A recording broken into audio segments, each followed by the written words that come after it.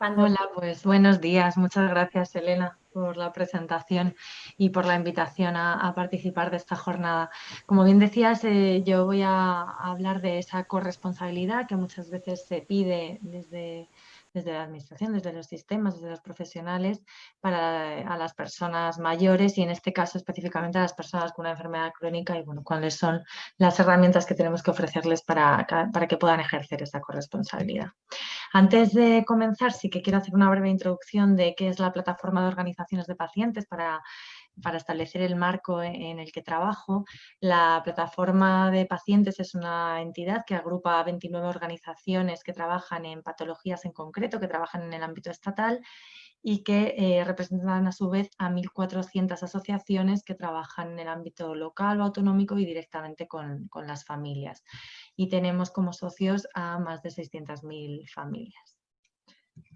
Para ahí que veíais muchos logos para que entendáis un poco el colectivo que representamos. Dentro de la plataforma están las personas con trastorno del espectro autista, personas con enfermedades oncológicas, con enfermedades inflamatorias inmunomediadas, neurológicas, raras, con cardiopatías, enfermos y trasplantados de riñón, hígado y corazón, VIH-Sida, lesiones medulares y daño cerebral.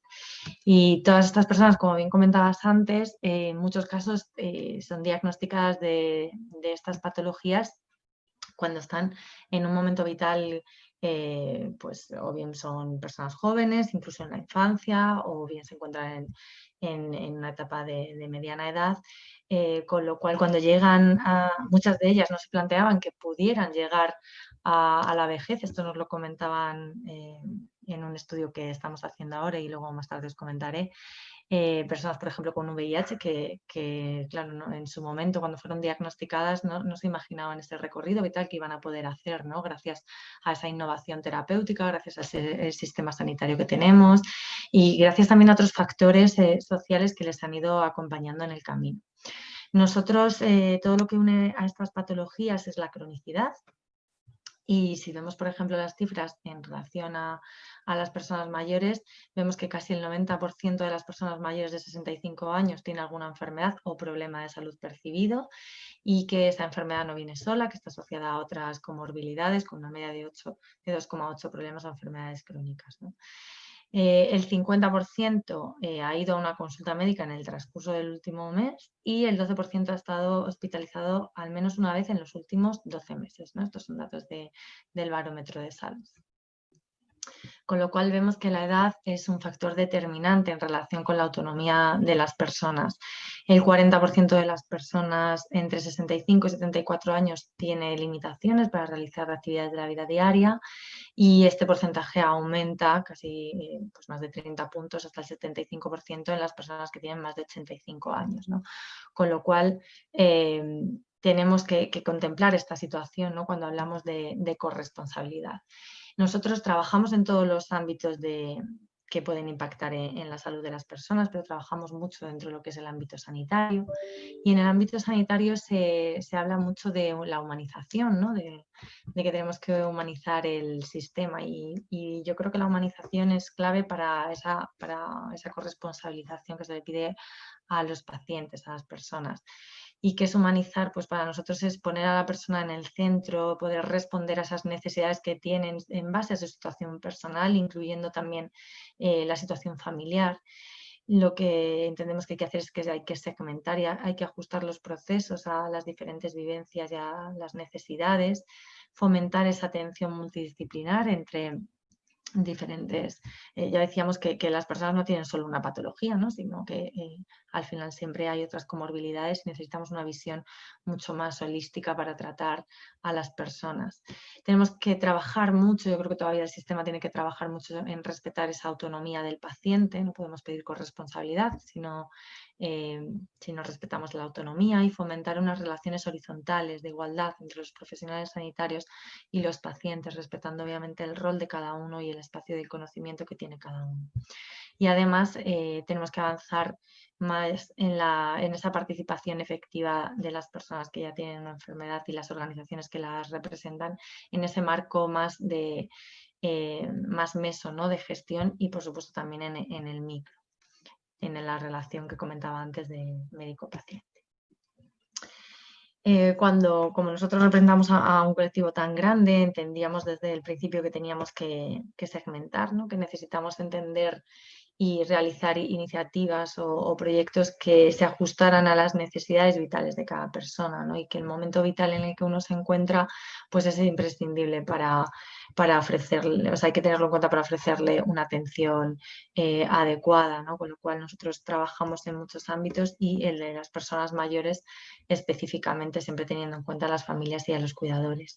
Y otra cosa que también que es fundamental para avanzar en esa corresponsabilidad y en esa autonomía de las personas, es que también tenemos que tener en cuenta cuándo se ha recibido el diagnóstico. Si es una persona mayor que lleva conviviendo con una enfermedad durante muchos años porque ha sido diagnosticado a edades tempranas, o si es una persona mayor que, además de encontrarse en esa situación de que deja de trabajar, de que empieza a estar jubilada, se asocia a otros problemas de salud, ¿no? Y eso tenemos que tenerlo en cuenta. Cuando hablamos de enfermedad crónica en la tercera edad, normalmente esta lleva asociada, o en muchos casos, a una discapacidad, a una dependencia, pero que no siempre está reconocida legalmente, ¿no? O sea, no hay una protección social, no se suele acceder a un certificado de discapacidad. Con lo cual tenemos a muchas personas desprotegidas, ¿no? Y que dependen mucho de esos cuidadores informales que están ejerciendo ese cuidado y que no cuentan con un respaldo, ¿no? Este padecimiento de la patología aumenta esa vulnerabilidad. Ya nos comentaba Pedro, creo que era el ponente anterior, ¿no? Esa vulnerabilidad que viene también asociada a la soledad, ¿no? Nosotros en los estudios, nosotros realizamos muchos estudios para conocer bien y dimensionar cuál es la situación de las personas y de nuestro colectivo. Y en los últimos estudios que hemos realizado en relación a la salud y el género, a esa brecha de género que hay en salud y que hacemos con la Universidad Complutense de Madrid, vemos esa gran correlación entre soledad y estado de salud percibido, ¿no? Y cómo esto aumenta según también va aumentando la dificultad o la enfermedad se va agravando, ¿no? Vamos cortando también las relaciones sociales y esto tiene un gran impacto en nuestra salud emocional y en nuestro estado de salud físico también, ¿no? Con lo cual, trabajar en este ámbito de aislamiento social, de soledad no elegida y de acompañamiento que hay que darle a las personas es vital si queremos que esas personas sean autónomas y que sean activas.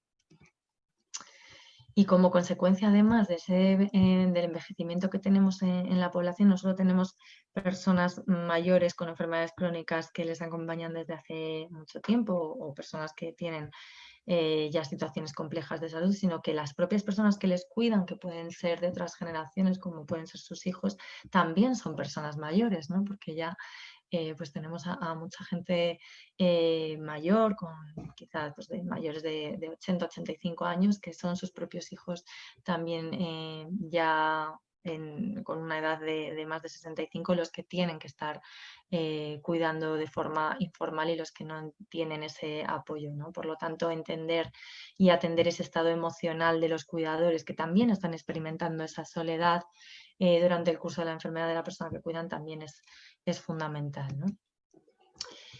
Y para que exista esa corresponsabilidad, nosotros también creemos que tiene que haber un modelo de atención que esté muy centrado en la persona, ¿no? Que sea un modelo flexible, que nos permita, o sea, ahora mismo tenemos un modelo muy rígido, tenemos un modelo muy centrado en silos, trabajando en patologías quizás muy específicas, con poca comunicación, no tanto porque los profesionales no quieran trabajar en ese sentido, sino porque el propio sistema está así establecido, estructurado, ¿no? Con lo cual tenemos que avanzar y yo creo que en esta situación que ahora mismo tenemos de pandemia sí que se ha visto y se ha podido lograr esa colaboración, esta multidisciplinaridad entre diferentes disciplinas para tratar a los pacientes COVID, y por qué no, eso no lo vamos a poder hacer también con las personas mayores con una enfermedad, ¿no? Tiene que ser cooperativo, basado en la confianza, que haya una buena comunicación. Eh, las personas en general, las personas con una enfermedad necesitan tener mucha información. Cuando tú tienes un problema de salud, se necesita, sobre todo al principio, obtener mucha información, y la información no suele ser clara, y las personas mayores además necesitan que sea una información muy sencilla, ¿no? Yo creo que eso también se tiene que trabajar mucho desde el sistema. Que sea preventivo, identificando los síntomas en un diagnóstico temprano. Y aquí, bueno, pues yo creo que los compañeros que han hablado antes han hablado de cómo identificar, de cómo prevenir, ¿no? Y que cuando hablemos de prevención no hablemos solo de prevención primaria, de evitar que suceda, que es importante, pero cuando ya tenemos una patología tenemos que trabajar también muchísimo en esa prevención secundaria y terciaria, ¿no? Cómo nos cuidamos, cómo ya que tenemos una enfermedad podemos evitar otras comorbilidades, y cómo el sistema también nos puede acompañar en ese sentido. Y que sea proactivo, que sea un sistema que realice ese seguimiento y ese acompañamiento sin que tenga que haber una demanda, porque muchas veces, y esto también lo hemos visto en muchos estudios, las personas que se encuentran en una situación de mayor vulnerabilidad les cuesta también pedir ayuda, ¿no? Y aquí tenemos también una labor importante. Nosotros ahora estamos haciendo un estudio de personas, del impacto de las personas mayores con enfermedad crónica, introduciendo esa variable de soledad, que es algo que nos preocupa como organización y a todas las entidades que conforman la plataforma. Este estudio que hacemos con el Real Patronato de Discapacidad, estamos haciendo una primera fase, que es un estudio cualitativo. Hemos hecho diferentes focus group, tanto con profesionales sanitarios y de sociedades científicas, como con pacientes y con organizaciones, ¿no?, de pacientes que les están dando soporte. Y lo que estamos analizando es la atención sanitaria que reciben, la atención social, cuál es ese impacto familiar, el impacto en las relaciones sociales que ellos tienen, y cómo eso afecta a su impacto emocional, y cómo podemos construir un plan de cuidados que tenga en cuenta sus preferencias, ¿no? Como pacientes. Se habla mucho de esa atención domiciliaria, de esa atención en el entorno, en casa, y eso también es importante para favorecer esa autonomía.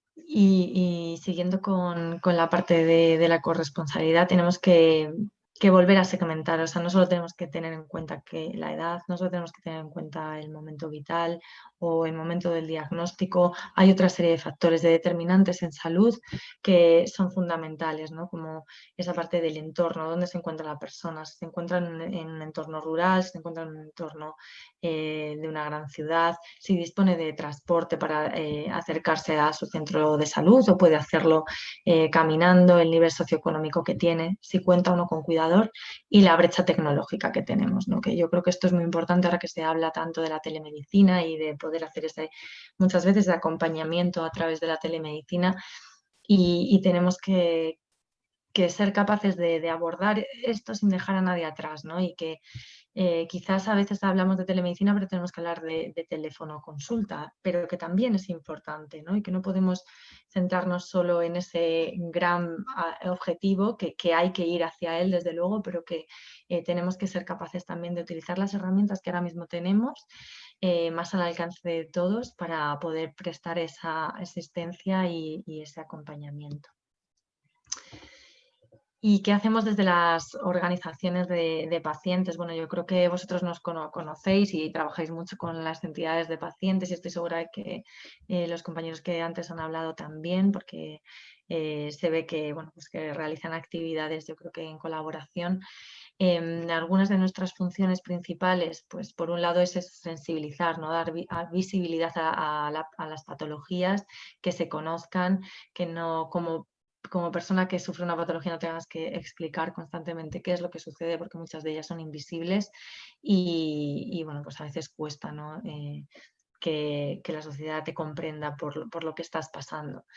ofrecer información. Nosotros trabajamos muchísimo con las sociedades científicas, con profesionales sanitarios, organizamos muchas conferencias, charlas, formación, cómo podemos gestionar mejor nuestra enfermedad. Estamos muy centrados en lo que decía antes, en esa prevención secundaria y terciaria, para que las personas sean capaces, pues cada vez de conocerse más a ellos mismos, de conocer cómo funciona la enfermedad en su caso, ¿no? Que siempre puede diferir de otras personas, y de darles herramientas para que puedan gestionarla de la mejor manera posible, ¿no? Y que entiendan también esa necesidad de tener una adherencia a la medicación, de cumplir con el ejercicio, con unas pautas de alimentación que les va a hacer sentirse mucho mejor, y que les va a ayudar, ¿no? a mantener esa autonomía.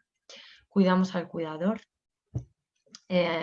Prestamos muchísima atención a las personas que ejercen esos cuidados informales, que en su mayoría son mujeres y que necesitan también de ese acompañamiento. Y yo creo que una de las cosas más importantes y fundamentales que hacemos es crear comunidad. Es generar esos espacios en los que se puede compartir, en los que se puede trabajar cuáles son los sentimientos que nos produce pues encontrarnos en esta situación de ser una persona mayor, de en muchos casos tener una soledad no elegida, no tener un acompañamiento, de convivir con una enfermedad que nos limita también en nuestra autonomía. Y existen muchos programas, seguro que habéis oído hablar de los programas de pares que se llevan a cabo en muchos hospitales, en las organizaciones donde hay una persona que lleva mucho tiempo viviendo con la enfermedad, lo que se conoce como paciente experto, y que puede compartir con el resto y ayudar, acompañar, ¿no? Y eso también hace que las personas mayores sientan que pueden ayudar a otras personas, y que eso, bueno, pues les da también esa seguridad. Y ya para terminar la participación, la presentación, simplemente pues unas pinceladas y unas propuestas de lo que creemos que se debe abordar para mejorar en la atención a las personas mayores. Por un lado, dotar de esa atención primaria que tenemos tan abandonada mayores recursos, no solo para atender esas necesidades sanitarias, sino también las emocionales.